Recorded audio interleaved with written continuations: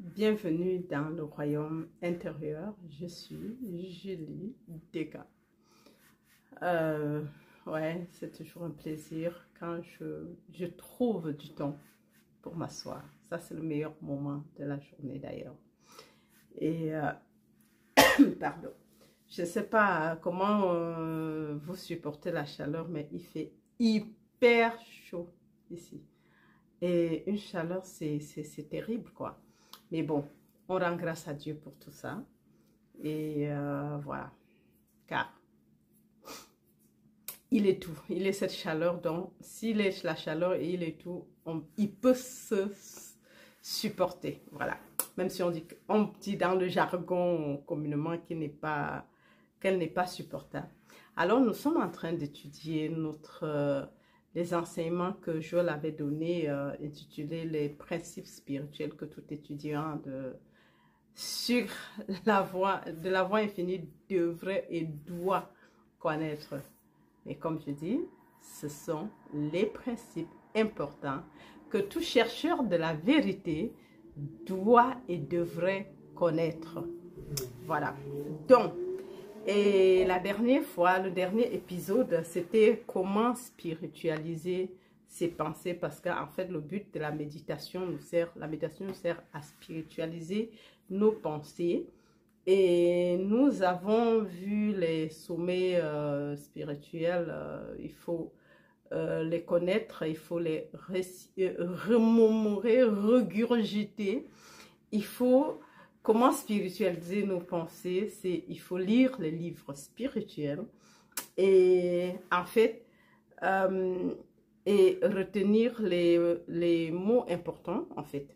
Et en fait, et le deuxième, c'était que nous devons maintenir les paroles de la vérité dans notre conscience. Nous devons les garder et les regurgiter aussi longtemps que possible, si bien que qu'elle devienne une seconde, en fait, notre réalité, en fait.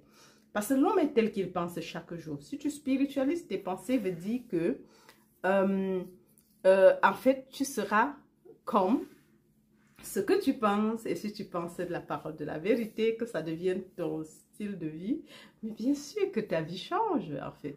Tu changes complètement parce que c'est comme ça qu'on change. Il n'y a pas d'autre manière et personne ne peut le faire pour toi. C'est ça encore, en fait, c'est même ça. S'il fallait faire pour les autres, ça veut dire une seule personne, ça irait. Et mémoriser les choses pour les autres. Malheureusement, on n'est pas conscient de la même chose. Et pour la même chose, et c'est ce que toi, tu es conscient, c'est tes propres pensées qui changent ta vie, en fait.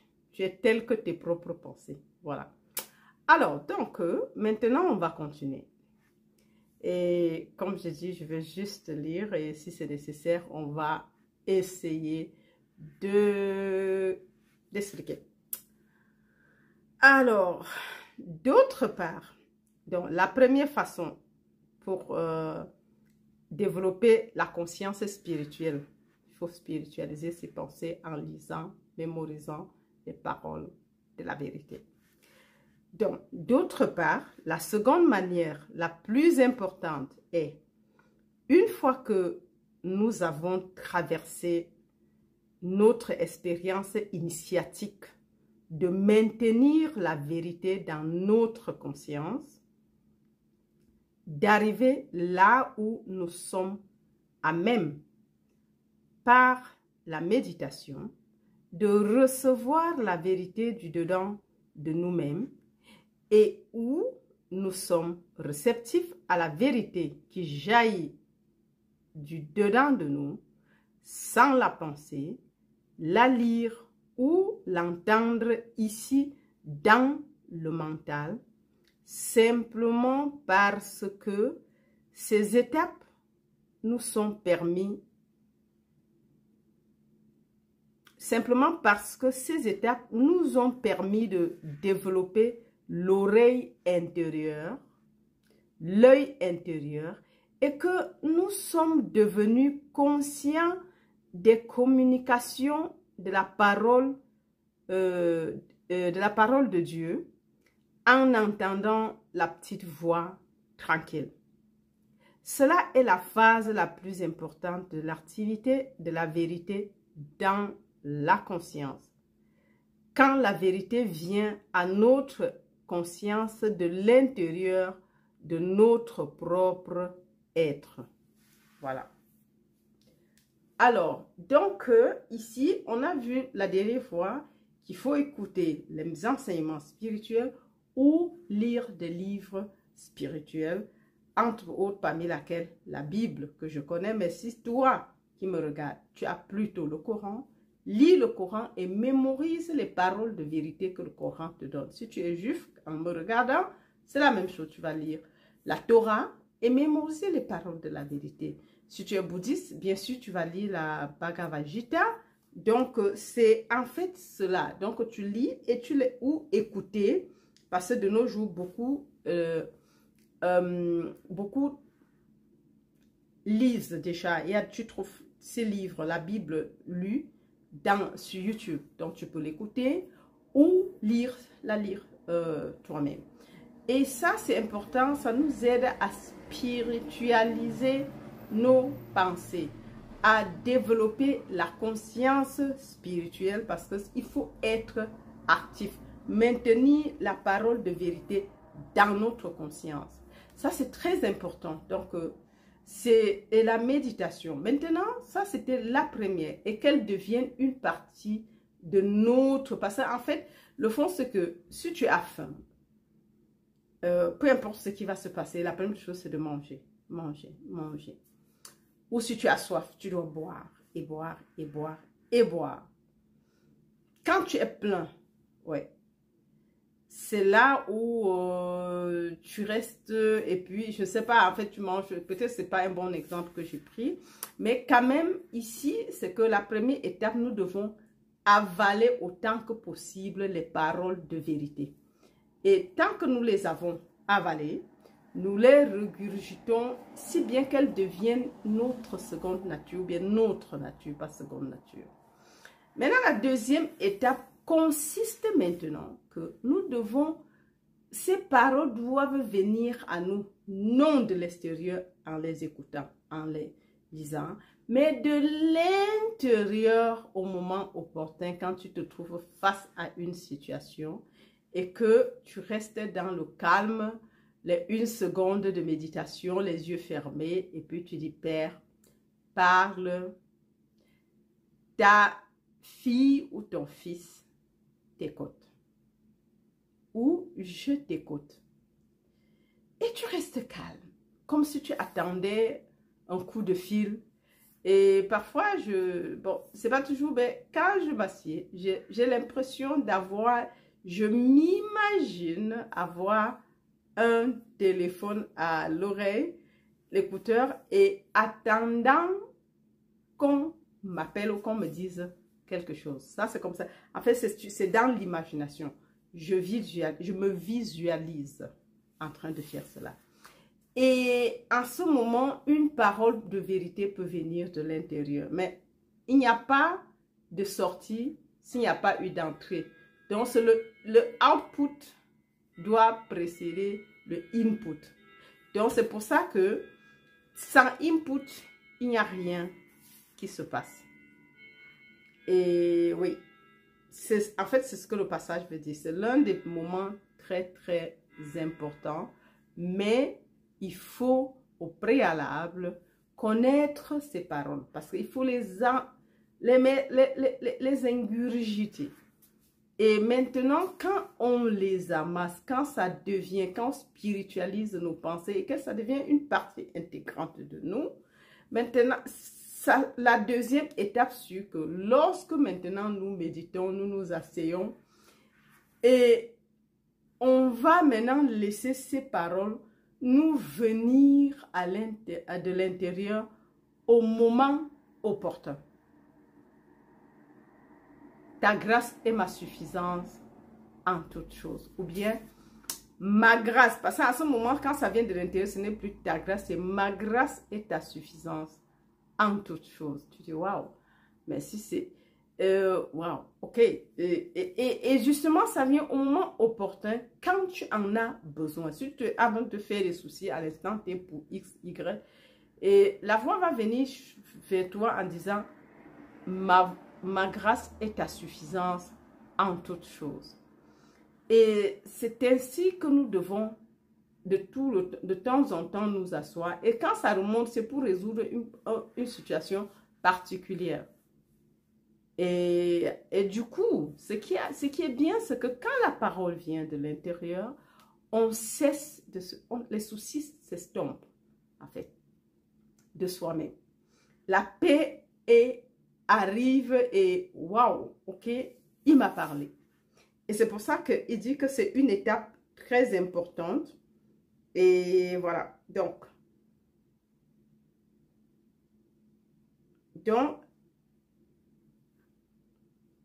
vous voyez que la première partie, c'est l'étape initiatique. Une fois que nous avons traversé notre expérience initiatique de maintenir la vérité dans notre conscience, ça veut dire qu'il faut qu'il y ait un input, en fait.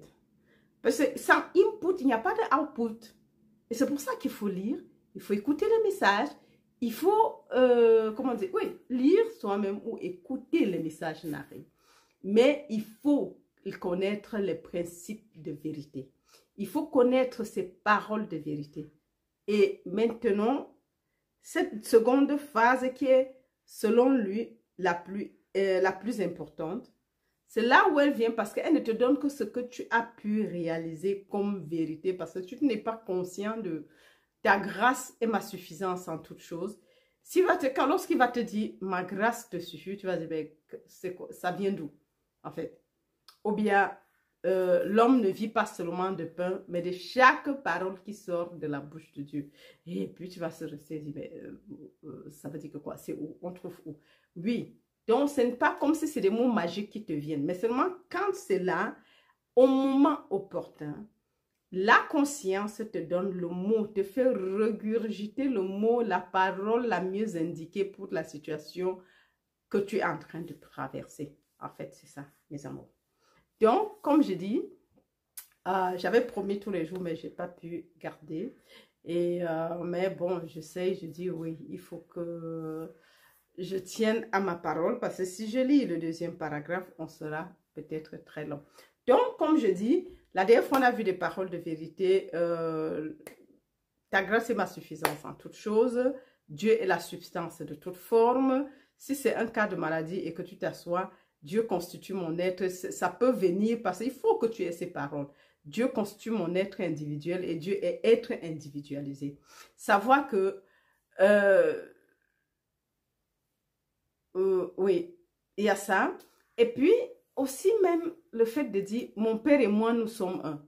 Tout ce que le Père est, je le suis. Et tout ce que le Père a est à moi. Ça, ce sont des paroles de vérité que nous devons garder dans notre conscience. Nous devons spiritualiser notre façon de penser. Ça veut dire que aussi quand on est en face d'une situation, on n'est pas obligé de s'asseoir pour méditer, même si on ne médite pas. Parce que ces paroles, c'est comme ça que ça nous sert. Et que tu te poses ta question comme, mais bon, qu'est-ce que je veux faire et tout. Tu es en train de calculer comment résoudre l'équation à plusieurs inconnus. Et puis tu dis, et la parole sort du coup, ta grâce, ma grâce est ta suffisance en toute forme, en toute chose. Ma grâce te suffit. Et ce système de spiritualiser ses pensées, je crois que nous l'avons aussi dans Romains 12, où l'apôtre Paul dit que ne vous conformez pas au siècle présent, mais soyez transformés par le renouvellement de vos pensées. Parce qu'en fait, c'est ça le problème, c'est même ça notre véritable problème. Ce que tu es, ce sont tes pensées. Tu es tel que tu penses chaque jour. Et en fait, ça veut dire que si tu as une situation précaire qui te préoccupe ou bien... Ce n'est pas les autres que tu vas changer parce que tu n'es pas comme les autres pensent de toi, mais tu es comme tu penses toi-même. L'homme est tel qu'il pense chaque jour. Ça, c'est proverbe. Et Quand on a compris ça, ça veut dire que le plus souvent, qu'est-ce que je pense? On ne se pose pas cette question. À cet instant, qu'est-ce qui préoccupe mes pensées? Tu ne peux pas être ton apparence ne serait jamais plus que, quand je dis apparence, ce n'est pas seulement ton visage ou bien c'est en fait toute ta vie, ce que les autres vont percevoir de toi ou bien toi tu perçois de toi-même. Ça veut dire qu'à un moment tu comprends, mais je ne comprends pas ceci, pourquoi ceci m'arrive et tout. Ce n'est pas quelqu'un d'autre que tu vas aller là-dehors changer parce que ces paroles, ces pensées n'ont rien à foutre avec toi. Et ça, c'est très important. Parce que j'ai toujours l'impression que les paroles, oui, il y a des égrégores qui peuvent être des charges, machin, mais c'est pas ça le problème. Ça ne va, ça n'a aucun pouvoir. Parce que si tu sais qu'il y a un seul pouvoir, une seule conscience, un seul être, une seule conscience, une seule source, une seule source, un seul esprit, une seule vie qui est abondante, éternelle et infinie. Et cette vie est la substance, parce que c'est la même substance, même si on lui donne plusieurs noms. Il n'y a que Dieu. Et malgré le fait que nous baignons tous dans cette soupe spirituelle, n'oubliez pas, il n'y a pas l'autre. Il n'y a pas de pouvoir dans l'effet. Ce qui est extérieur à toi est effet. Tout pouvoir t'a été donné de l'intérieur. Le royaume de Dieu est où? À l'intérieur et non à l'extérieur, mes amours. Et c'est ça le plus important. Et ça, c'est des choses qu'il faut que nous fermons nos sens physiques et que nous puissions ouvrir nos sens spirituels parce qu'il vient de le dire ici. Et ça, on vient de le lire. Donc, je commence par où? Voilà. La vérité est dans notre conscience. Nous devons arriver là où nous sommes à même, par la méditation, de recevoir la vérité du dedans de nous-mêmes et où nous sommes réceptifs à la vérité qui jaillit du dedans de nous sans la penser. La lire ou l'entendre ici dans le mental, simplement parce que ces étapes nous ont permis de développer l'oreille intérieure, l'œil intérieur et que nous sommes devenus conscients des communications de la parole, de Dieu en entendant la petite voix tranquille qui nous chuchote ce que nous devons savoir. Cela est la phase la plus importante de l'activité de la vérité dans la conscience. Quand la vérité vient à notre conscience de l'intérieur de notre propre être. Car le royaume, il est où? Il est à l'intérieur de nous. Ça veut dire que toutes les paroles de vérité nous aident seulement à enlever les couches externes du formatage de l'écosystème dans lequel nous sommes. Et ces paroles ne nous affectent pas nécessairement de l'extérieur, mais c'est ce que tu avales et que tu acceptes comme vrai, qui devient vrai pour toi. C'est pour ça que si ça ne marche pas, tu dis non, je ne veux pas. Ça, ce n'est pas vrai de moi. Quelqu'un te dit, je ne sais pas, les journaux, il y a telle puissance qui a fait. Il n'y a pas de puissance dans le monde. Ce sont des effets et des effets n'ont pas de pouvoir. Pour Dieu, en fait. Parce que nous sommes ici en train de parler des vérités spirituelles. Or, ça ne veut pas dire que, je veux dire n'importe quoi. Peut-être l'électricité n'est pas un pouvoir. Mais ne veut pas dire que si tu mets ta main dans la prise, elle ne va pas te frapper. Il faut que tu arrives au moment où tu dépasses l'électricité et même ce courant et regardes seulement Dieu. Et pas pour tenter, est-ce que ça va me piquer? Non. Au moment où tu sais que ça n'a pas de pouvoir, si maintenant une tierce personne parvenait à cause de ta foi à te mettre sous une prise pour te tuer, elle n'aura aucun effet. Oui. Mais si tu lèves seulement comme ça, tu vas piquer la prise, bien sûr tu seras électrocuté. Parce que c'est aussi parce que tu l'as comprise, comme ça, tu l'as accepté, ce que fait le courant. Mes amours, ou bien le feu, tu entres sans la conscience, ou bien parce que on a vu que Mézar et Chadra avaient fait ça, mais ça va te brûler. J'ai suivi une histoire au Nigeria où un pasteur, il a prié, jeûné, après, il se dit qu'il va aller faire comme Daniel. Il va aller entrer dans la cage au lion. Il a fait grimper et tout, et avant même d'arriver dans la cage, le lion l'avait déchiqueté. On est venu le matin, on a juste trouvé la tête. Et les petits trucs, donc tout le reste était fini. Donc, je te peux dire qu'en fait, nous ne partons pas tenter des choses par la pensée et le développement de quelqu'un d'autre. En fait, voilà. Donc, on va terminer. I love you all. Je t'aime très fort. Et c'est pour cela que malgré tout, je crois que les 2 heures est passées et j'ai pas eu le temps dans la journée. Donc, c'est maintenant que je m'assois.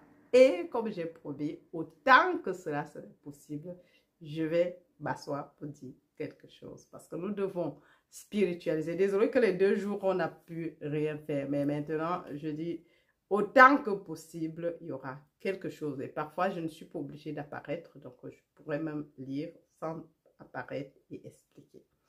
Allez, comme je dis, gros cœur pour toi qui me regarde et sache que tu es précieux pour moi. Je t'aime très fort, inconditionnellement. Bye bye.